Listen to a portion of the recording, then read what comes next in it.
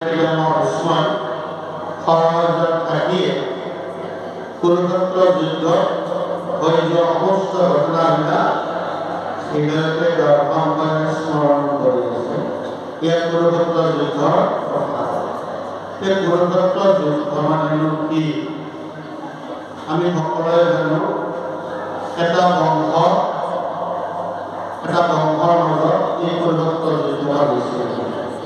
বংশটোৰ নাম আছে কুৰুবংশ। কিন্তু ব্যাসে মহাভাৰত ৰচনা কৰোঁতে পাণ্ডুৰ পুত্ৰবিলাকক পাণ্ডৱ বুলি লিখিলে আৰু ধৃতৰাষ্ট্ৰৰ পুত্ৰবিলাকক কৌৰৱ বুলি লিখিলে। কিন্তু বংশ আছে তেওঁলোকৰ এটা কুৰুবংশ। কিন্তু কিয়নো ব্যাসে এই মহাভাৰতখন ৰচনা কৰোঁতে পাণ্ডুৰ পুত্ৰবিলাকক পাণ্ডৱ বুলি লিখিলে আৰু ধৃতৰাষ্ট্ৰৰ পুত্ৰবিলাকক কৌৰৱ বুলি লিখিলে? এইটো নভজা কথা। আৰু পাণ্ডৱ আৰু কৌৰৱৰ জৰিয়তে জগতক এই দুটা শব্দৰ দ্বাৰা আমাক কি জ্ঞান দিব বিচাৰিছে? আমি সকলোৱে জানো জগতক সদায় দুটা বস্তুৱে ক্ৰিয়া কৰে, সুখ দুখ, দিন ৰাতি, ভাল বেয়া।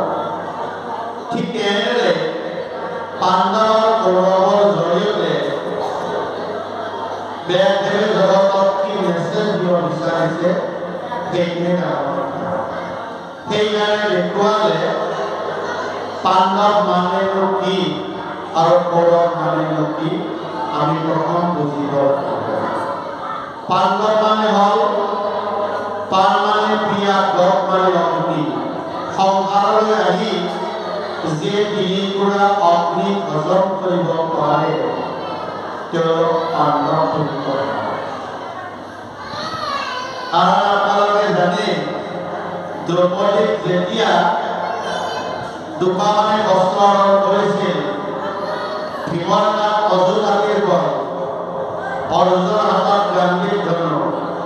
ইচ্ছা কৰিলে নিমিষতে য'ত নেকি সকলোকে জয় কৰিব পাৰে, তথাপিও সকলোবিলাক হজম কৰিব পাৰিছিল। কিহৰ কাৰণে? একমাত্ৰ ধৰ্মক চিন্তা কৰে। এই হজম কৰিব পৰা ক্ষমতা।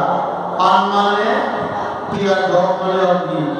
অগ্নিকৰ যাক হজম কৰিব পৰা, অগ্নি মানে হ'ল সংসাৰত আহিলে আমি তিনিপুৰা জুই হজম কৰিব লাগে। আদি ভৌতিক, আদি দৈবিক আৰু আধ্যাত্মিক। এই তিনিপুৰা জুই যিয়ে হজম কৰিব পাৰে তেওঁলোককে পাণ্ডৱ বুলি কোৱা যায়। অকল যুধিষ্ঠিৰ, ভীম, অৰ্জুন, নকুল, সহদেৱ পাণ্ডৱ নহয়। আমাৰ সমাজতো যিবিলাকে আনে টানকৈ ক'লেও বা আনে অপমান কৰিলেও হজম কৰিব পৰা শক্তি যিবিলাকৰ আছে সেইসকল আজিও তেওঁলোক পাণ্ডৱ।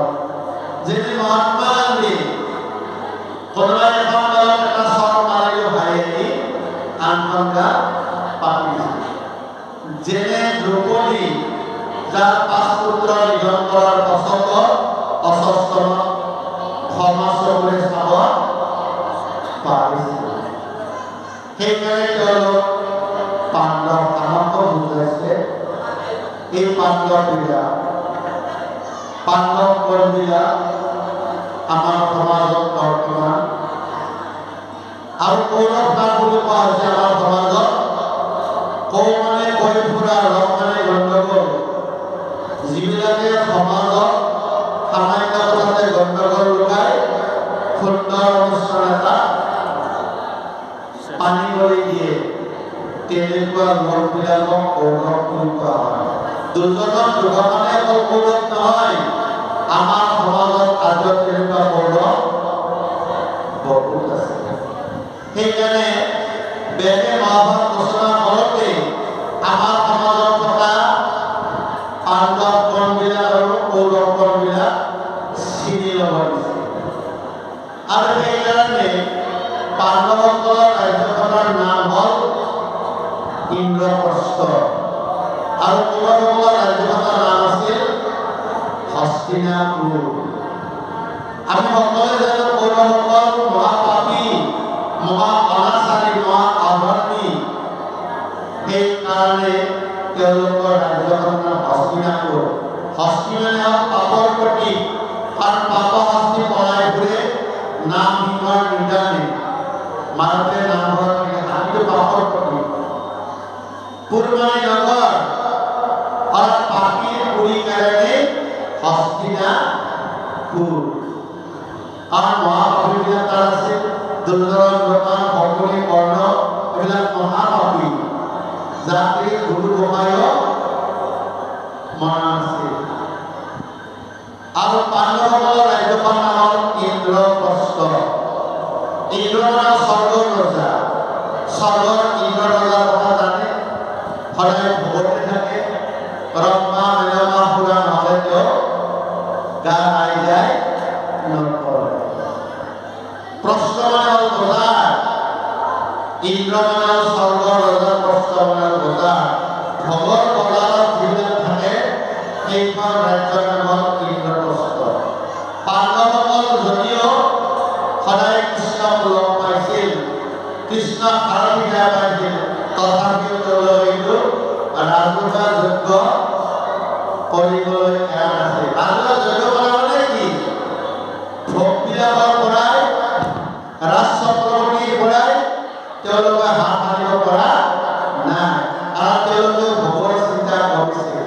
তাৰপৰা আমাক জ্ঞান দিলে, যিবিলাকে কৃষ্ণৰ শৰণ লোৱাৰ পাছতো ভোগবিলাক এৰিব পৰা নাই, তেওঁলোকৰ ৰাজ্যখন হ'ল ইন্দ্ৰপ্ৰস্থ।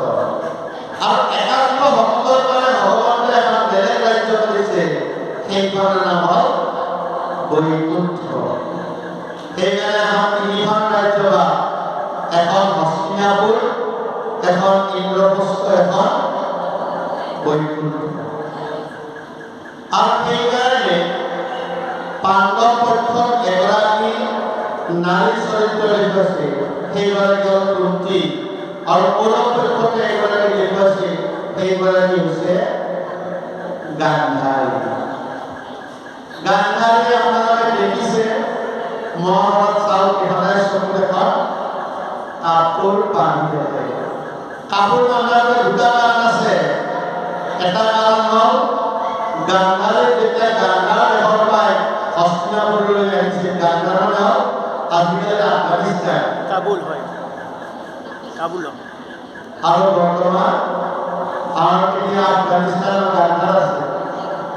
আৰু তাৰ পৰা যেতিয়া হস্তিনাপুৰলৈ আহিছিল, এদিনাখন ধৃতৰাষ্ট্ৰই গান্ধাৰীক ক'লে, তুমি যে মোৰ লগত বিয়া হ'বলৈ আহিলা, মই যে অন্ধ, এই কথা তুমি জানানে নাজানা? তেতিয়াই গান্ধাৰী ক'লে, আপুনি যে অন্ধ, এই কথা শুনাক্ষাৰে মোক আজিলৈকে আপোনাৰ ৰাজ্যত কোনো প্ৰজাই মোক কোৱা নাই।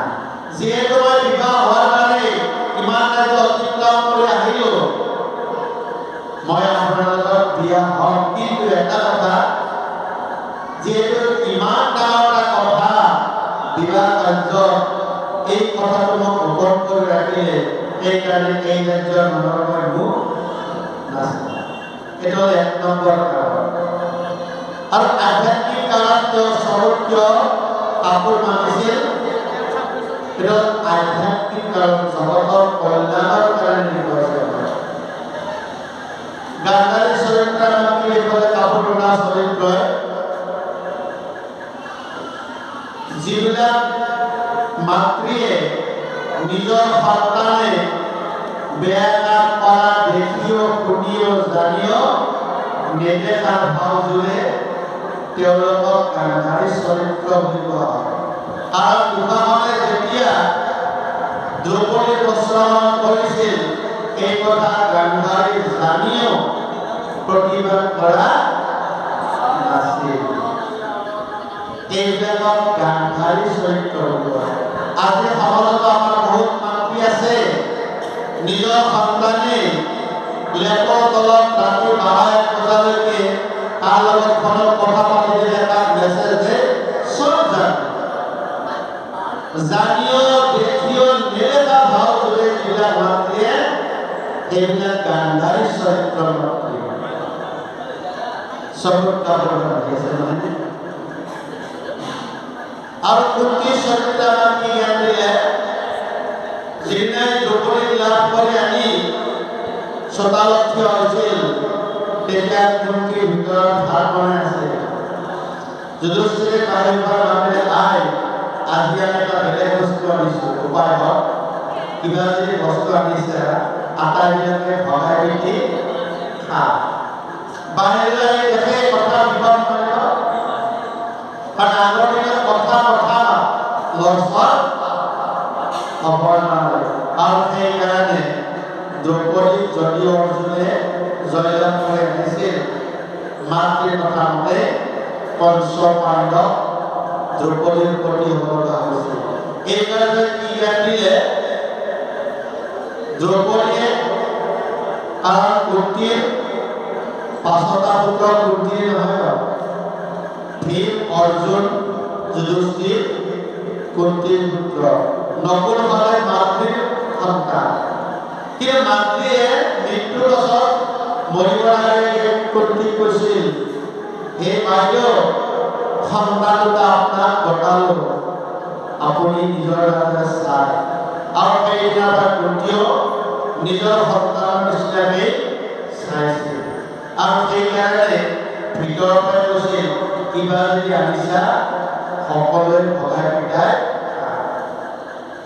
আৰু এই কুন্তিৰ চৰিত্ৰ আমাক কি জ্ঞান দিলে যিবিলাক মাতৃয়ে সকলো সন্তানকে নিজৰ সন্তানৰে চাব পাৰে সেইবিলাক কুন্তিৰ চৰিত্ৰ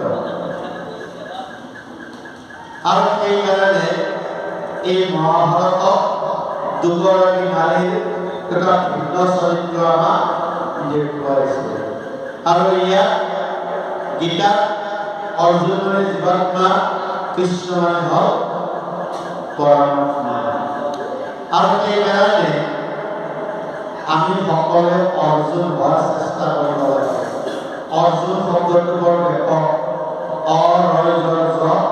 অচৌকা দৈত্যান্ন মানে ব্ৰহ্মা মানে আকাৰ আৰু ব্ৰহ্মাদি যিমান জীৱসকলে নিজে নিজে এটা আকাৰ আছে আমি এটা আকাৰ পাইছোঁ কিয় পাইছোঁ এই আকাৰটো কাৰ দ্বাৰা হৈছে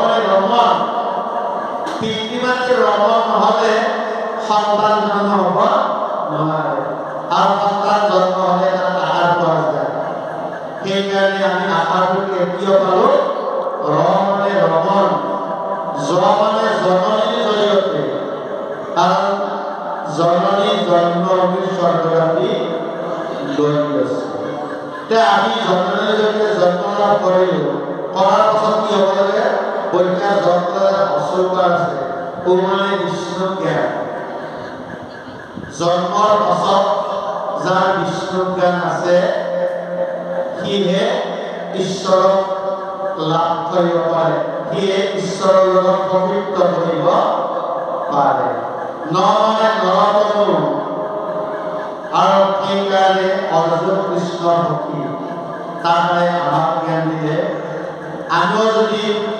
এই পৃথিৱীলৈ আহি বিষ্ণু জ্ঞান প্ৰাপ্তি কৰিব পাৰিছোঁ তেতিয়াহ'লে ঈশ্বৰৰ লগত সপৃক্ত কৰিব পাৰিম আৰু সেইকাৰণে অৰ্জুনৰ হাতত গান্ধীৰ জ্ঞান যোগ দ্বিতীয় জ্ঞান ভক্তি জ্ঞানৰ দ্বাৰাই অৰ্জুনে সকলোকে পৰাভূত কৰিব পাৰিছে সেই কথাবিলাকে এতিয়া পিতামহ ভীষ্মৰ হৃদয়ত দৰ্শন দি আছে আৰু এনেদৰে পিতামহ ভীষ্মই সৰ্বজা থাকি কুৰুক্ষেত্ৰৰ সকলো চকুবিলাক